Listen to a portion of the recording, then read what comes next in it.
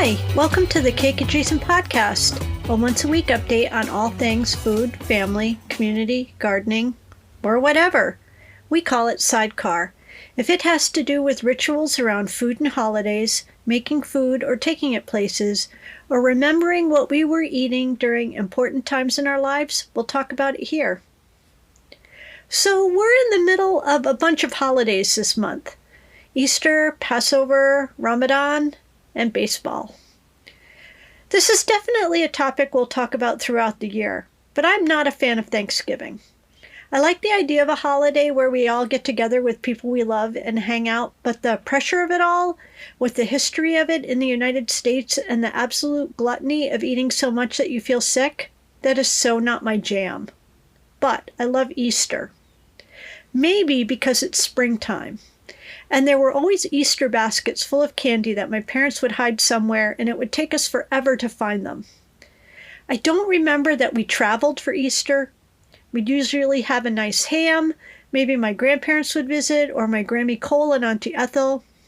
I remember sometimes we would get them orchid corsages. They loved those. We'd have a ham or a crispy roast pork with some buttery potatoes and a green vegetable. And then what would we have for dessert? Maybe it was lemon meringue pie, because I do remember my mom making them occasionally, but when I asked my sister, she couldn't remember either. Maybe we were just so oversugared on all our Easter candy, we never actually got to dessert. But honestly, that doesn't sound like me at all. There is always room for dessert. That is just a universal truth. So even though Easter is centered around a big meal, it is less anxiety-causing than Thanksgiving.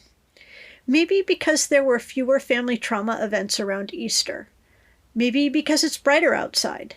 Maybe because deep in the cells of my very being, my ancient pagan self knows that it's spring, and the sun is at a different angle, and the light hits my eye and activates a part of my brain that says, hey, it's a time of beginnings and growing things and flowers and leaves unfurling from dormant trees and baby ducks and lambs and bunnies, and of course, jelly beans. There's only one brand of jelly beans in my universe, and that's Brock's jelly beans. I honestly do not know what I would do if they stopped making jelly beans. I like the regular classic Jellybird eggs or jelly beans, and I like the teeny ones, which are really just the same, but smaller. I like the bags of all black ones, and I am reminded that I need to send a bag to Jeff, who keeps complaining to me that he doesn't have any black jelly beans. We both love the black jelly beans. And here's a little side story. I think I like the black or the licorice jelly beans because my sister used to trade, and I'm using air quotes right there, candy with me. And she'd take all the fruit-flavored ones, usually the red and the pink ones, and give me all the black ones, convincing me, when I was a teeny bean myself, that I loved the black ones. And now I do. And a side story to the side story. Licorice, or anise, is actually a digestive. And it's one of those things that many cultures either have as an after-dinner drink or as a little after-dinner mealy kind of thing, like a little snacky thing, as little anise seeds or a drink in the form of sambuca to settle your tummy after a big meal. But too much licorice can cause high blood pressure and heart problems. Everything in moderation, or so I've heard. Anywho, back to Brock's jelly beans. I also like the pectin jelly beans that you can get from Russell Stover. They have a totally different flavor as well as a different texture. And they are good, but they are definitely one of those candies where you can actually have too many of them. I know, right? You never thought you would hear that from me. But not Brock's. I can eat a lot of those without any bad outcomes. One year, Catherine sent me a 5-pound bag of Brock's jelly beans because, of course, Amazon had them, and I ate them all. I like Jelly Bellies too, but Brock's are the gold standard. I'm also a big fan of all the things that happen around Easter, like Easter egg hunts. When my mother was the secretary of the one church in town, I always participated in the kid programming, even though we were not members of the church. And my favorite was the Easter egg hunt on the church grounds. As I got older, I joined the youth group and eventually was one of the ones who hid all the eggs for the littles, but I was secretly sad I didn't get to participate. There are no turkey leg hunts around Thanksgiving. I definitely have some serious beef no pun intended, around Thanksgiving, and at some point I will probably have to work that out in therapy, but not this week. In other news, baseball started this week, and I did not have hot dogs cooked in beer like I have had for years and years. Even after I moved away from Rhode Island, we would get a 6-pack of Narragansett beer and some Ballpark Franks and some of those hot dog buns that are split along the top, not on the side, and we would make sure we were home from work to watch a day game. But then the pandemic came, and I'm still all discombobulated. I had the game on while I worked, and I had a peanut butter and jelly sandwich for lunch and then a few eggs for dinner, despite having actual hot dogs in the house. It's interesting, for a lack of a better descriptor, I guess, how the pandemic has changed things, how time moves differently, and how the things that were so important to do, the rituals, you realize that you can just not do them and the world won't end. Maybe because we're practically at the end of the world already, right? So the spring and summer farmers markets start up this weekend. And today we went to the one here in town, which was really full and busy and an absolute joy.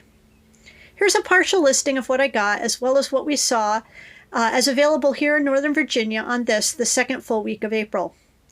1 bag of fresh baby-picked salad greens. Actually, baby salad greens, not baby-picked. I don't think that they send babies out to pick salad greens, but honestly, I don't know. Things are very different on farms. It was more than a gallon-sized bag, and it cost $4, so it was a bargain, and I got to have a whole conversation with the young man running the cash register about counting back change and William & Mary College, where he might go when he graduates from high school in 2 years. Plus, I got a 4-pack of Roma tomato starts that can sit in the greenhouse for another 2 weeks until it's safe to put them out. A 4-pack of whoopie pies, a 6-pack of cupcakes, a biscuit, and a cupcake, where I ended up talking to the baker about my bag, which is a big green canvas tote bag purse thing with lemons on it. And so then we looked it up online where I got it so she could order one too. A dozen macarons from a vendor who looked just like one of my best friends, Kate, who I haven't seen in almost a year. And so even though it wasn't her, it was so nice to see her. Some carrots and spring onions because Ben is going to make kimchi this weekend. 3 good-sized cherry tomato starts for the greenhouse. 2 bouquets of tulips and daffodils, 2 breakfast sandwiches, one with ham and egg and cheese on a croissant with a spicy surprise sauce that I ended up liking. That was actually the surprise. And one with egg and cheese and bratwurst for Ben. We have lots of eggs in the house, so I didn't buy more eggs. And we didn't buy any meat at that market because we don't know any of the vendors there. There were lots of leafy greens to be had, lots of herb plant starts, even some flower plant starts. Some winter vegetables like potatoes and sweet potatoes, but I didn't see any peas or cucumbers or heads of cabbage yet, and definitely no strawberries. 2 more weeks is my estimate, and I am just about trembling with excitement about strawberries. There's another market tomorrow in Dale City, and we might go down to that one. Our favorite dairy place is there, and even though they actually deliver, I feel like if we're going to the market, we should just pick up there rather than ask them to drop anything off at our house. I feel like farmers have enough to do without driving milk and cheese all over the county.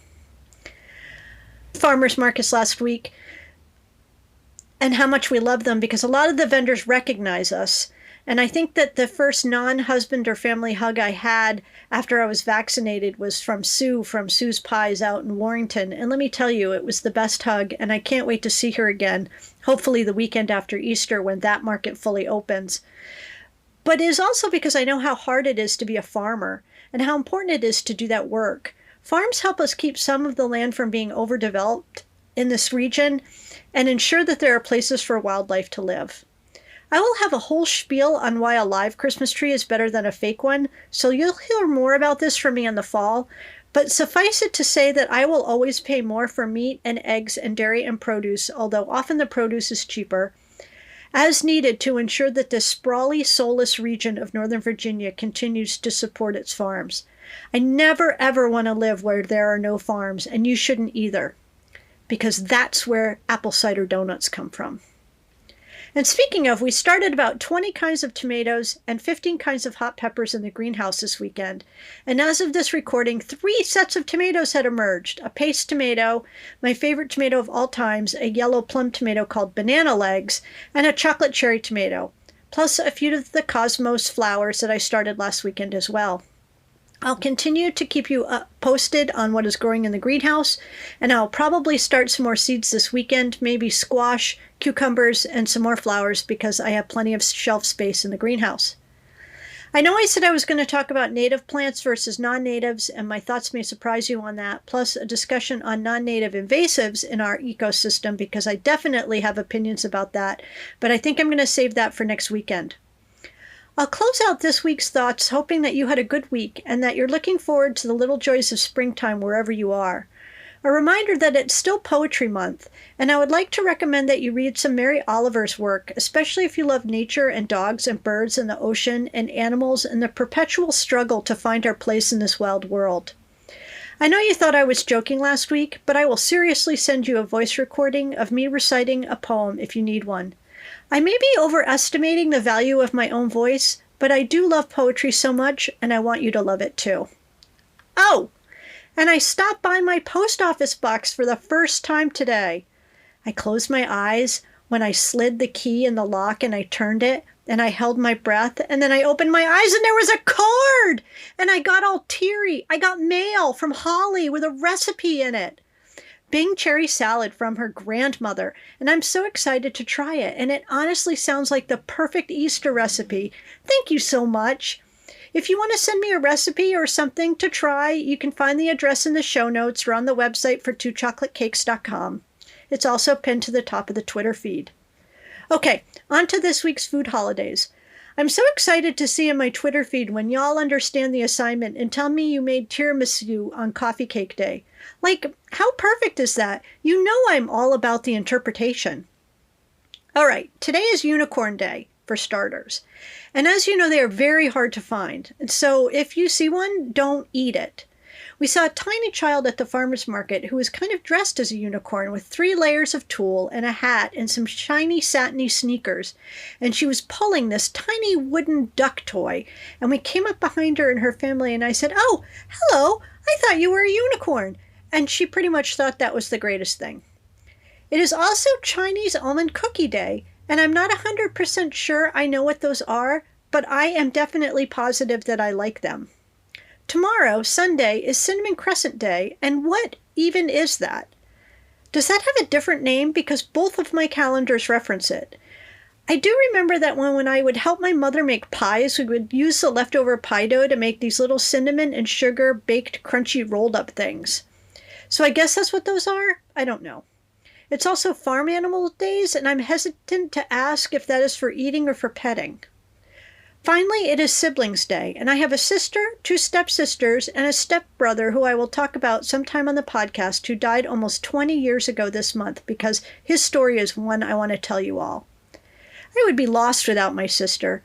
We don't always agree or hold the same worldviews on things like black licorice or lobster, but I'm not sure I'd trade her for anything, not even a pony. And she's not feeling well this week, so if y'all can spare a good thought for her, I'd appreciate it. Monday is National Cheese Fondue Day, which is a good day indeed. Melted cheese? Yes, please. It's also Pet Day, but as our friends George and Jean would recommend, please do not put melty cheese on your pets in an attempt to get them to groom themselves. There are, in fact, better solutions. Oh, hey! Tuesday is Grilled Cheese Sandwich Day! And if you missed the 2 Chocolate Cakes episode about the perfect grilled cheese sandwich, I recommend you go back and listen. It should be about 2 episodes ago. It is also Licorice Day. Wow, Big Licorice really should have sponsored this episode. Wednesday is Peach Cobbler Day, which seems odd since peaches aren't in season in this hemisphere until July at the earliest, but okay, whatever. I do love peaches, so I'm not going to cause a fuss here. Thursday is Pecan Day or Pecan Day, which seems weird because I feel like we just talked about them last week, but okay. A reminder that I have an excellent pecan pie recipe and an episode about pecan or pecan pie available should you need one. It is also Dolphin Day, and I don't have a recipe for dolphins because they're not for eating, and it's Ex-Spouse Day, and boy, do I have a lot of stories about ex-spouses. But frankly, I do not even know what you're supposed to do on that day except maybe burn effigies. Friday is National Glazed Spiral Ham Day, and I'm pretty sure that's a day sponsored in part by Honey Baked Ham, and I'm 100% okay with that. It's also Banana Day, and while I do not have it up on the website, I do have an excellent banana bread recipe that I've added teeny chocolate peanut butter cups and chocolate chips to, and when it gets stale, it makes the most perfect banana bread pudding.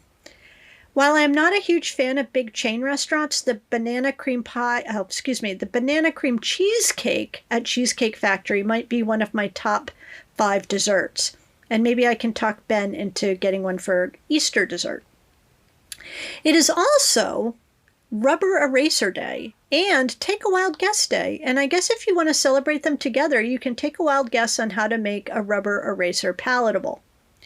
Finally, next Saturday is Eggs Benedict Day, which is one of my favorite brunch choices, although because I'm a fussy eater, I will actually have it without Canadian bacon and have a big fat slice of tomato instead. But truth be told, I will eat just about anything that has hollandaise sauce on it. Okay, so next week is Easter and Passover, so we'll see what the best day is for a new episode in light of the holidays. Make sure you remember what you're making or eating for the holidays because I definitely want to know, especially if whatever it is has cultural or family significance. It isn't too late to hard boil a bunch of eggs and color them and then have egg salad for 2 weeks. All right, I am asking you yet again in that Bernie meme that when you review and share this podcast on whatever platform you use, it moves it up in the food podcast rankings and more people see it, and I'm ready to be Winnie the Pooh famous, but while wearing pants. Have a good week, and I'll see you on Wednesday for 2 chocolate cakes, and next weekend, probably, for SideCar. In the meantime, remember, bring your own bags to the farmers markets, crunched up eggshells and coffee grounds can go right in the garden, and you are never too old for Easter baskets.